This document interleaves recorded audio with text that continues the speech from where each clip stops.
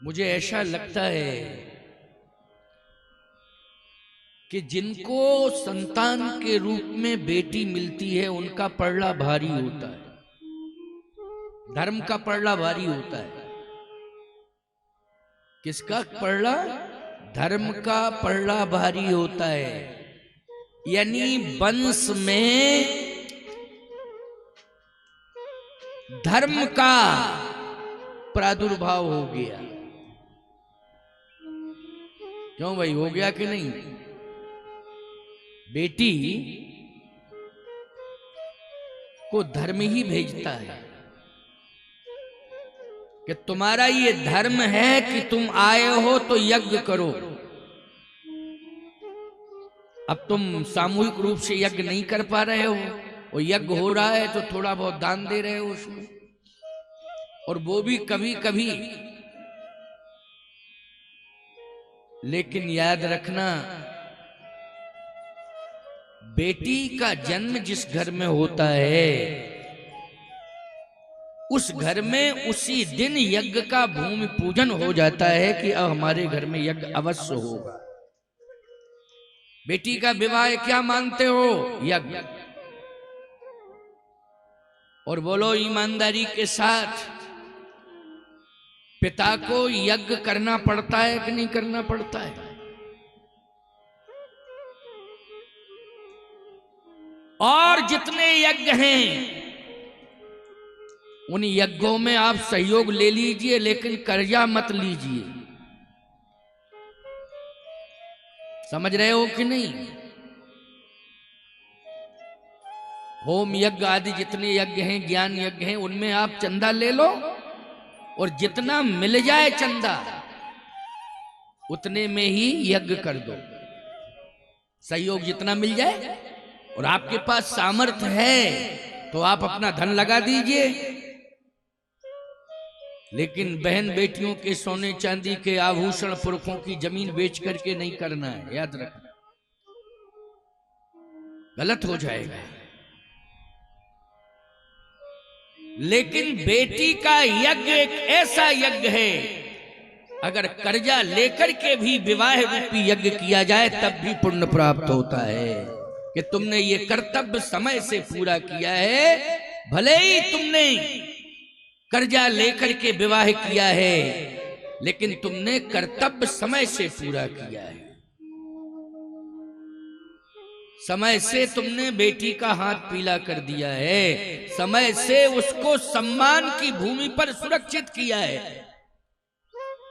जवान बेटी जब समाज में निकलती है तो भले ही कोई ना कहे, मन ही मन लोग कहते हैं धिक्कार है उस बाप को कि जवान बेटी को बिठा ले, विवाह नहीं कर पा रहा है। वो लोग कहते हैं, लोग कि नहीं कहते हैं? भले ही मुंह पर ना कहे, कोई मन ही मन तो कहते हैं।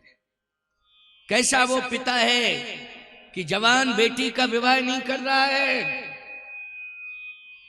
समय से बेटियों का विवाह होना चाहिए। शिक्षा की क्रांति में थोड़ा सा समय लगता है,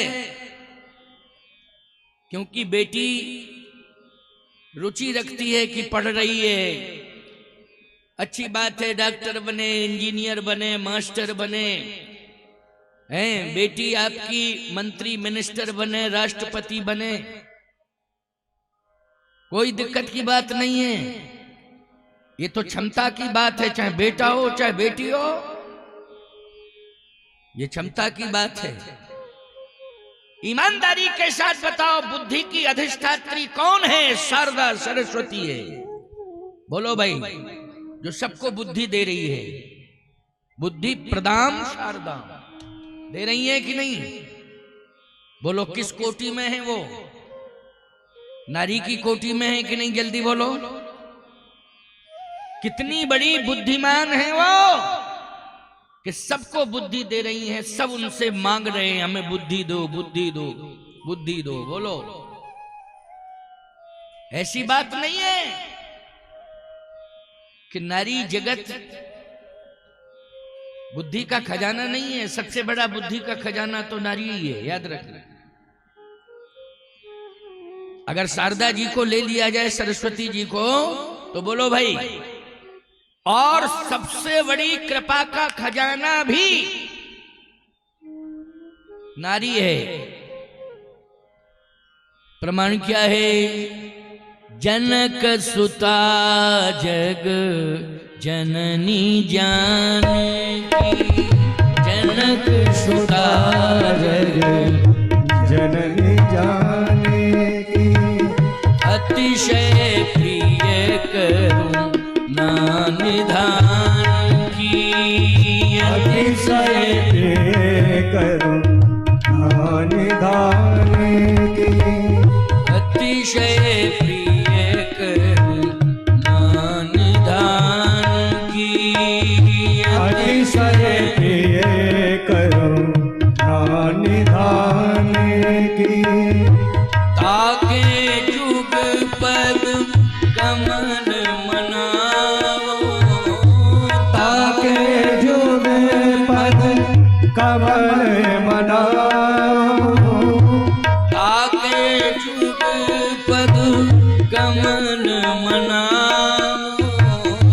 ताके जुग पद कमल मनाओ, जासु कृपा निर्मल मति पाओ, जासु कृपा निर्मल मति पाओ, जासु कृपा निर्मल मति पाओ। लेकिन अयोध्या और श्री राम की महिमा जानकी जी के आने से और बढ़ गई है। बोलो भाई, पुत्री का पड़ला भारी है कि नहीं? पुत्री का पड़ला भारी है। अयोध्या की महिमा थी, लेकिन किशोरी जी पहुंच गई तो और बढ़ गई। राम जी की महिमा है, थी और है, लेकिन किशोरी जी के जुड़ जाने से और महिमा बढ़ गई। और सुनो, पुत्री जिस वंश में आज पैदा होती है, जन्म लेती है, उस वंश में लक्ष्मी जी निश्चित रूप से अप्रत्यक्ष रूप में वास करने लगती हैं। करने लगती हैं कि नहीं? अप्रत्यक्ष रूप दिखाई नहीं दे रही तुम्हें, लेकिन है। आपको कैसे अनुभव होगा प्रत्यक्षता का अनुभव? जो बेटी आई है, उस बेटी के विवाह का प्रबंधन लक्ष्मी जी कैसे कर देंगी, ये उस समय तुम्हें अनुभव होगा जब विवाह करोगे। अनुभव हो जाएगा तुम्हें। याद रखना, अगर तुमने कर्ज भी लिया है तो विवाह करते समय तुम्हें वो कर्ज दुख नहीं देगा, सुख प्रदान करेगा कि हम निश्चित रूप से विवाह के बाद इस कर्ज को निपटा देंगे, कोई दिक्कत नहीं। बोलो भाई, अनुभव करते हो कि नहीं करते हो?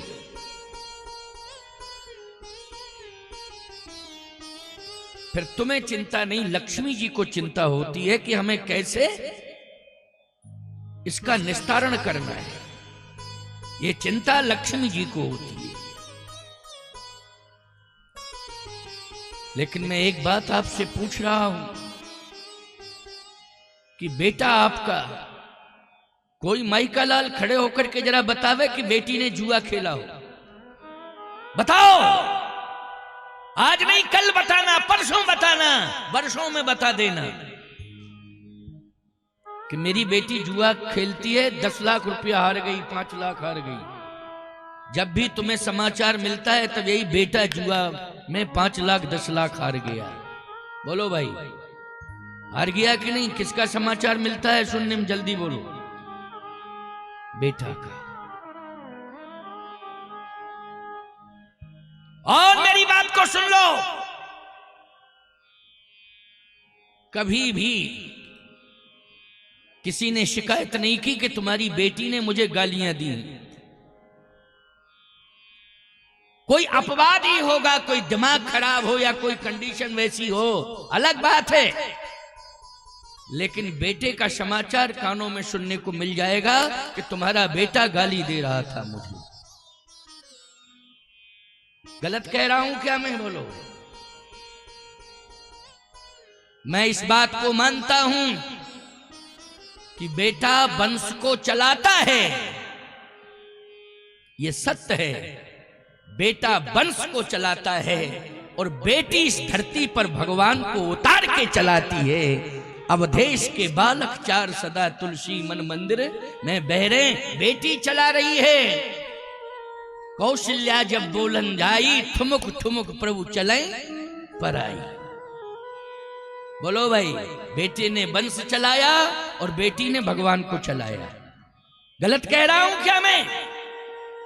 बेटी ने भगवान को चलाया है। बेटी का इतिहास बहुत ऊंचाई पर पहुंचता है और बेटे का इतिहास ऐसे कम ही बेटे हैं। नर सहस्त्र मह सुनहु पुरारी, कोई को होए धर्म व्रत धारी। हजारों में एक, हजारों में एक, और बेटियां हजारों में अनेक। एक नहीं, हजारों में अनेक, और बेटा हजारों में एक। नर सहस्त्र मह सुनहु पुरारी, को एक होए धर्म व्रत धारी। इसलिए आज मिथिला का पड़ला भारी हो गया, क्योंकि वहां पर बेटी मिल गई। किसको? जनक जी को। इसलिए दशरथ जी से बड़ा पड़ला भारी हो गया है। समझ रहे हो कि नहीं? वैसे नहीं कह रहा हूं मैं। और एक बात सुन लीजिए, संत सरल चित जगत हित। संत मानी सरल, और संत मानी जगत का हित करने वाला, उसको कहते हैं संत, जो जगत का हित करे। प्यारे विचारवानों, बुद्धिजीवियों, पूरे जगत का हित आज जनक जी महाराज के द्वारा होने जा रहा है।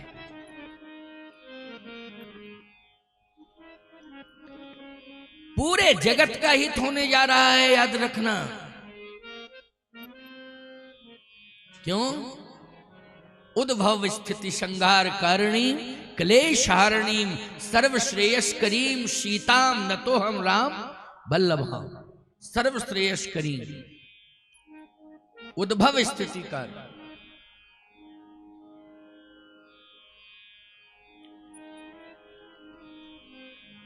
आज मिथिलावासी सीता जी के जन्म पर हर्षित हो रहे हैं, और अपने साथ में सीता जी, जैसे राम जी अपने साथ में तीन तत्वों को लाए हैं, तीन स्वरूपों को लाए हैं ना, लक्ष्मण, भरत और शत्रुघ्न को। ऐसे ही सीता जी अकेली नहीं आई, वो भी उर्मिला, मांडवी, सुरतकीर्ति को लेकर के आई हैं। बोलो, आई है कि नहीं आई है? तीन को लेके वो भी आई है, अपने साथ ही लेके आई है। जैसे एक साथ चारों भाइयों का जन्म हुआ है अयोध्या में, वैसे एक साथ चारों बहनों का भी प्रादुर्भाव हुआ है। कहां? मिथिला में। ये सीता जी की महिमा है। उधर अयोध्या में राम जी की महिमा है कि एक साथ लेके आए हैं, इधर सीता जी की महिमा है कि एक साथ तीनों बहनों को लेकर के वो आई हैं। ये तीनों बहनें ये अलग अलग नहीं है, ये सभी सीता जी की विशेष अंग हैं। ये तीनों भाई राम जी के अंग हैं विशेष। वैसे ही सीता जी के विशेष अंग कौन है? मांडवी, उर्मिला और सुरतकीर्ति। बहुत बढ़िया बात।